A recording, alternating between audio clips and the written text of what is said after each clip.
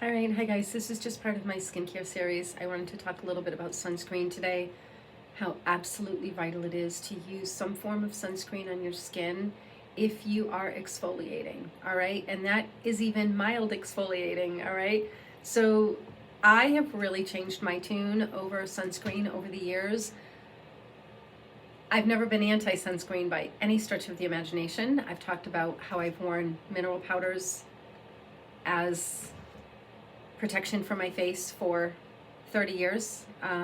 Yeah, 30 years. I've been using the Jane Iredale mineral powders, and then I've tried other things, over time. I was never able to wear anything in a lotion, cream, balm form for whatever reason on my face. They used to really irritate me. I have certain sensitive spots on my body where I would get blistery rashes. Didn't matter what it was. Like, I've tried a lot of different things.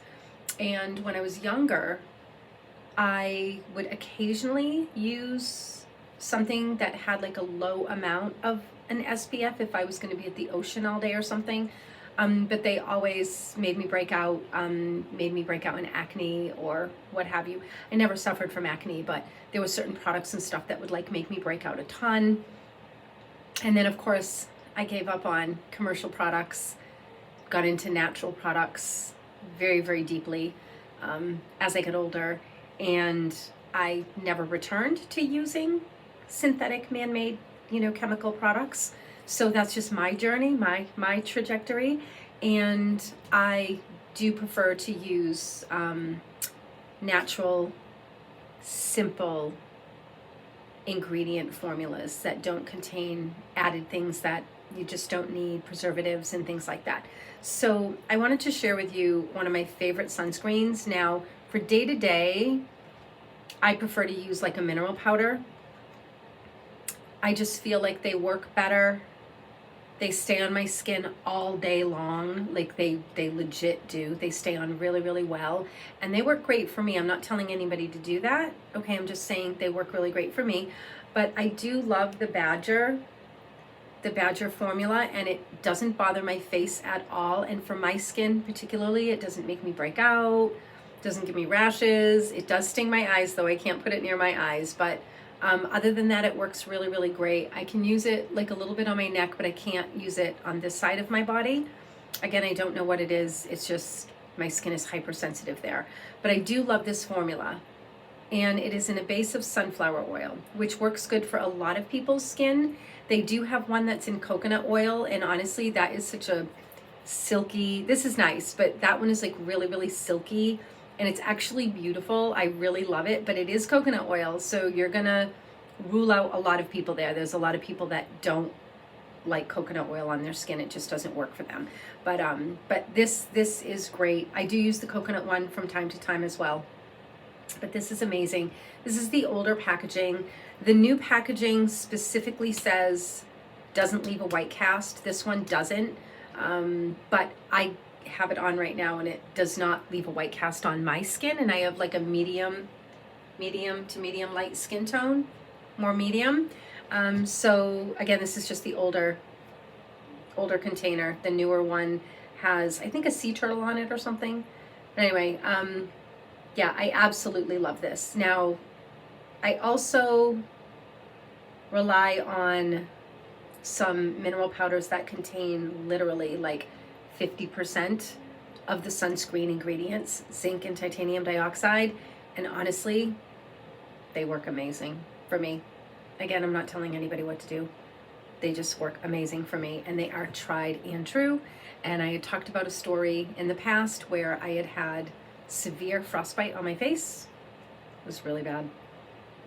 I actually thought I might have to have surgery on my nose. I actually was crying. I was so scared. It was horrible. Like, that's like a sick laugh. Like, it wasn't funny at all. My nose was so swollen, and the skin on it was starting to like peel and crack off, and I thought, oh my gosh, how bad is this? Like, how bad is this going to be? Did I do like serious damage to my nose?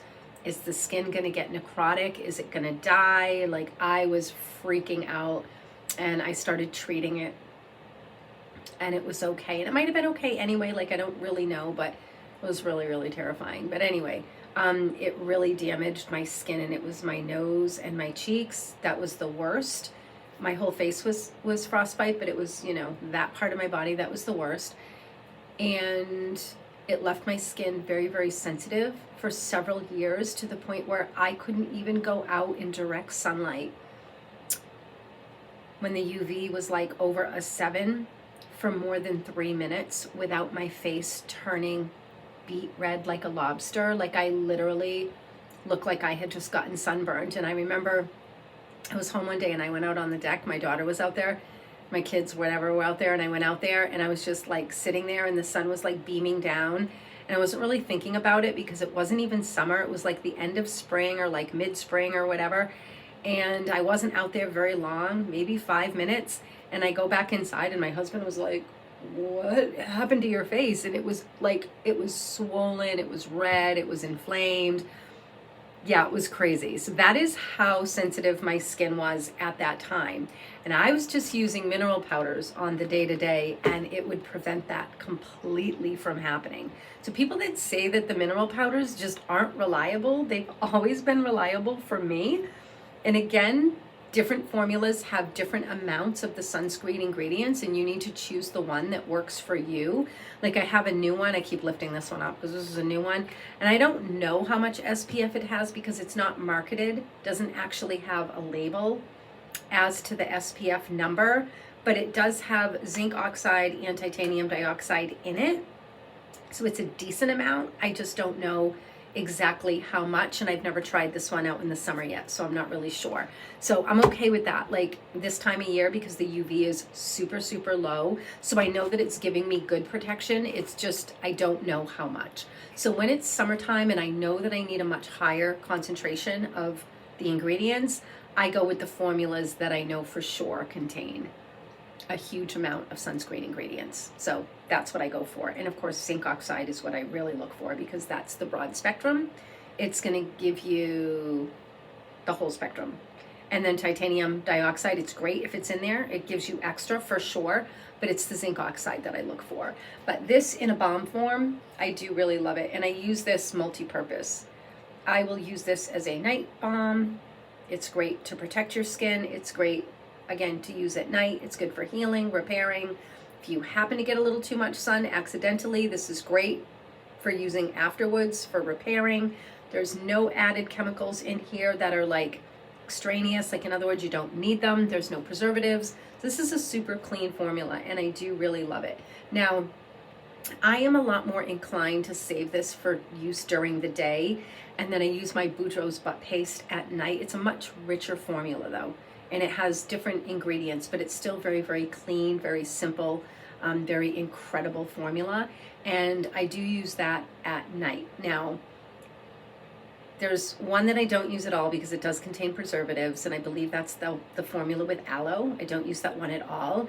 And then there's the original and the maximum strength one, which does contain balsam of Peru, which some people need to be very careful with it. It is a known allergen, a known sensitizer, but that doesn't mean everyone is sensitive to it. For as much as I have sensitive skin, it doesn't bother me. I can actually use it on my face. I actually love those products. I love the maximum strength one. That's the one that I typically use. And I use it as a night cream. I absolutely love it. Then they have a sensitive skin formula, which doesn't contain balsam of Peru, but it doesn't contain as much zinc either, but it's still lovely, and I also use that as well. So that I'm more inclined to use at night because it is much richer and it is much more occlusive. So again, I just feel like that one's more bang for my buck. But this is a great one that I love for the day, and it does have Roman chamomile and calendula in it, which are not phototoxic, which means they don't increase your sensitivity level to the sun. At least it's not known to. I'm not saying that there aren't going to be individual quirky, things that can happen to different people, but for the most part, these things are not known to increase sun sensitivity, which is nice. So I just love this formula. I do. I really love it.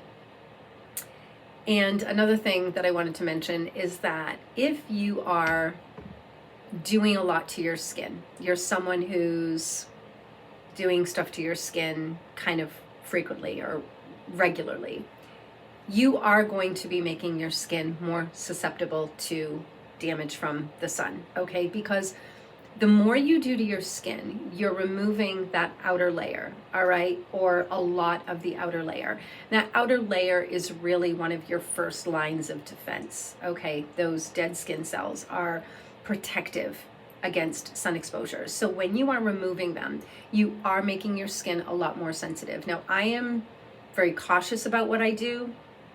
I do very, very gentle exfoliating with very gentle washcloths. I'm super gentle with it. I don't do anything aggressive, and only like maybe once every couple of weeks, I will do something that's like a little more, but I'm still very mindful about doing it. I always make sure that I don't have any signs or symptoms of overdoing it. And those are just your classic, redness, irritation, dryness, tightness, waxy, shiny. Your face just doesn't feel right. Those are signs that you're overdoing it. Okay, so I avoid that. I don't go to that place.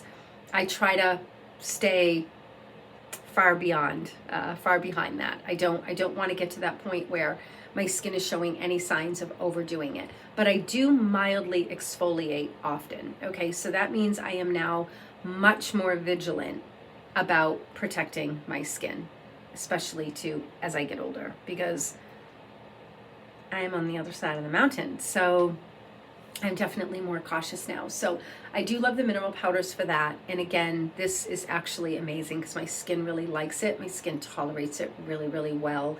It doesn't irritate me at all. It doesn't make me break out. Again, it will sting my eyes though, so I have to keep it away from my eyes. But I do really, really love it. So I just wanted to share. And I wanted to remind you guys also that when you start really embarking on a skincare kind of, program, whatever you want to call it, the more that you are increasing cellular turnover, okay, the more you need to protect your skin. All right, because remember, nature has a way of doing it that is more in harmony with the environment. We are going against that. We are actually going against nature. Okay, as we get older, our skin turnover slows down a lot. And we don't like it because it leads to dull complexion, not as radiant, not as glowy, not as smooth. So we don't like it. But nature knows what nature's doing. Okay, nature is actually putting that extra thick protective layer on us because our body's ability to heal and repair is actually slowing down. So it is nature's way. We're actually doing what nature isn't doing, right? So we're actually doing the opposite of what nature is trying to accomplish. So whenever you're going to go against nature, you're going to have to go in and really try to make up for it because there's going to be a dark side to it. That's just reality. When you go against nature, there's always going to be, you're going to get the benefit that you want.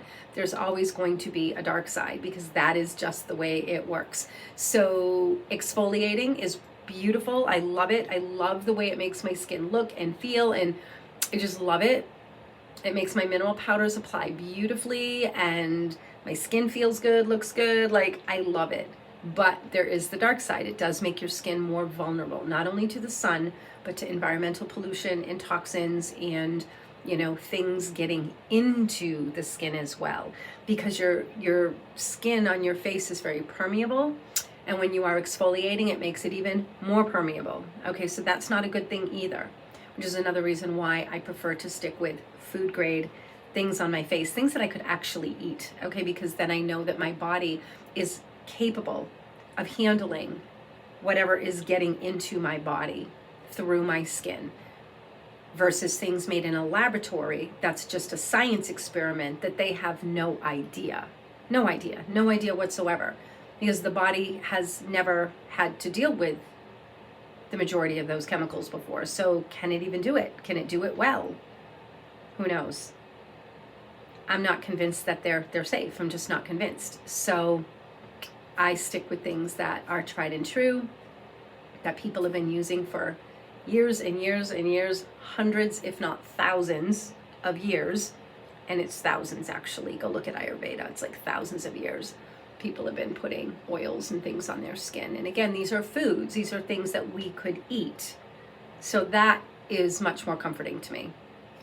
That's just how I feel. And I've always been a big believer, if I can't eat it, I don't really want to be putting it on my skin. And I'm not talking about smearing food on your face.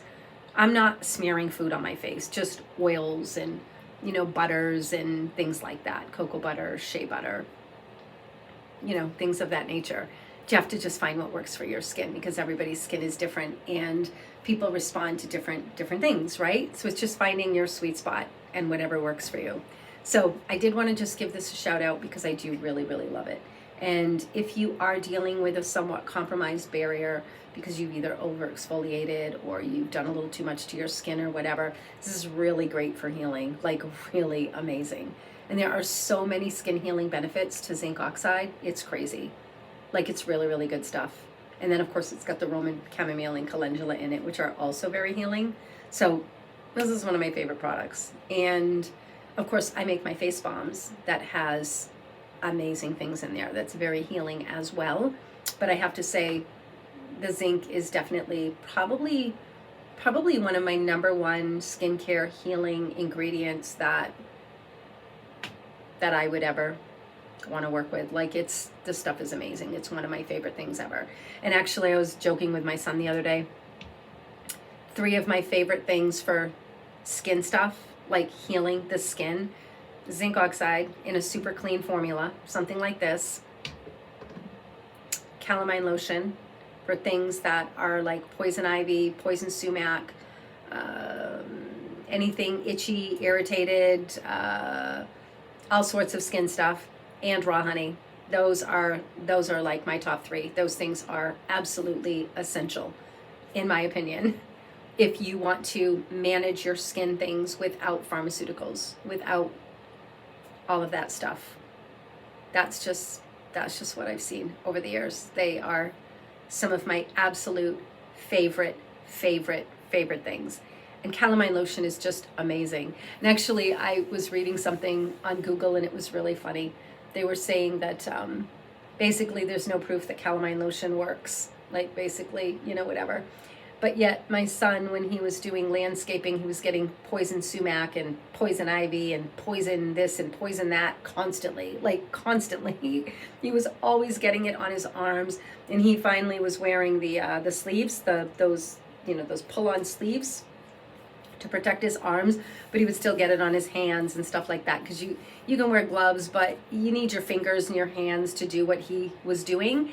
So he was always getting it. And calamine lotion, we would smear calamine lotion all over it, and literally within seconds you can see the liquid starting to get pulled right out of the skin, and he would have these wet bubbles all over his skin. So it cracks me up. Oh, there's no evidence that it works.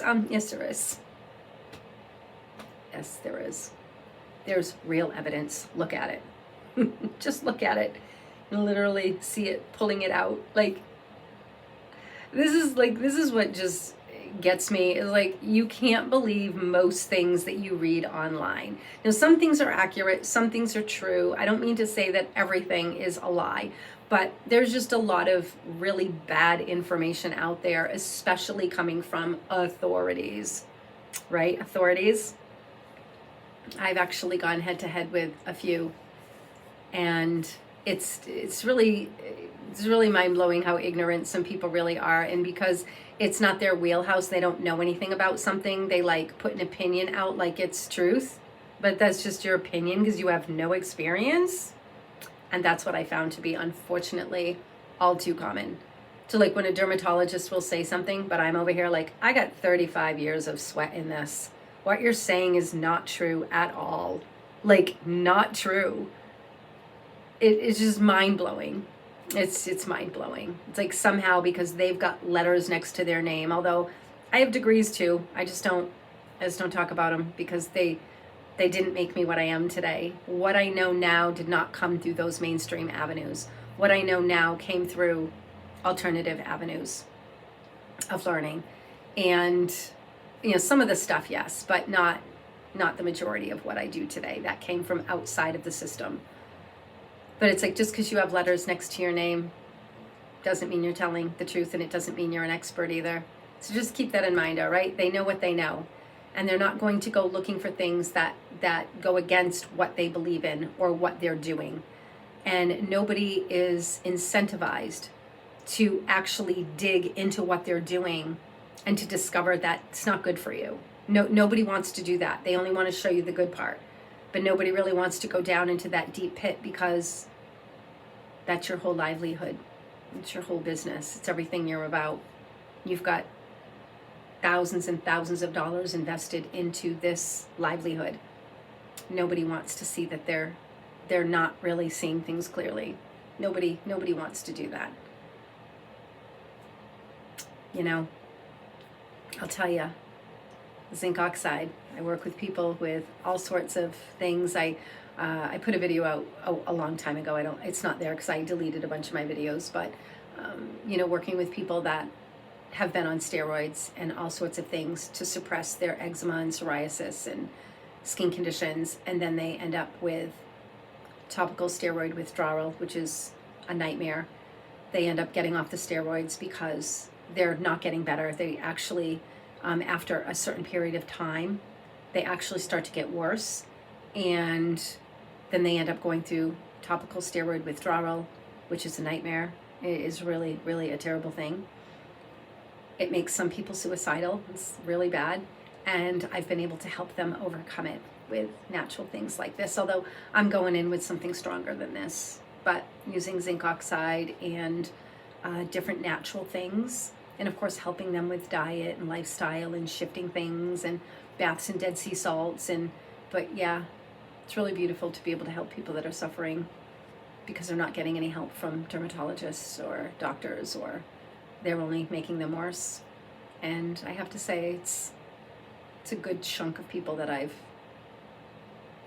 helped over the years are people that were actually getting more harmed by the people in the system.